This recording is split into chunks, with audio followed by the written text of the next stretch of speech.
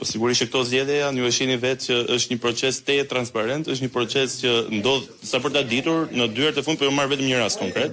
Kreu i Partisë Popullore Europiane, Manfred Weber, është zgjedhur për herë të parë në mos gaboj në vitin 2022, ka marrë drejtimin kur paraardhësi i tij Donald Tusk shkoi dhe garoi për të bërë kryeministër dhe u zgjodh kryeministri i Polonisë. Dhe ndërkohë mandatin e dytë e ka marrë vetëm para një viti dhe në 2 rastet ka qenë me referendum, ka qenë me një kandidaturë.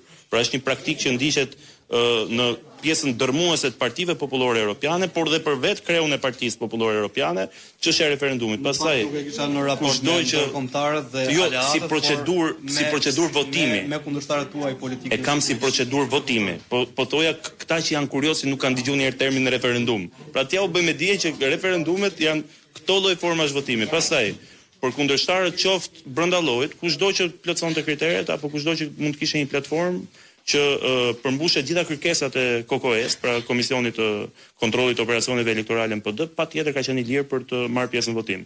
Pastaj për kundërshtarët e tjerë dihet që nga viti 2009 në mos gaboj në palën përballë nuk ka më zgjedhje. Ka vdekur procesi i zgjedhjeve, procesi i garës në parti. Kështu që sot është lajm i mirë që Partia Demokratike është vetmja forcë politike në Shqipëri që zhvillon zgjedhje, por është dhe lajm i keq për qytetarët shqiptarë që vetmja forcë politike që bën zgjedhje mbetet Partia Demokratike. Kështu që ky le të jetë një apel për gjithë demokratët për të marrë pjesë në këtë proces, për të dalë, për të votuar, për të shprehur vullnetin e tyre dhe pa diskutim për tu riparë në kuvendin e 30 majit javën tjetër, sot java.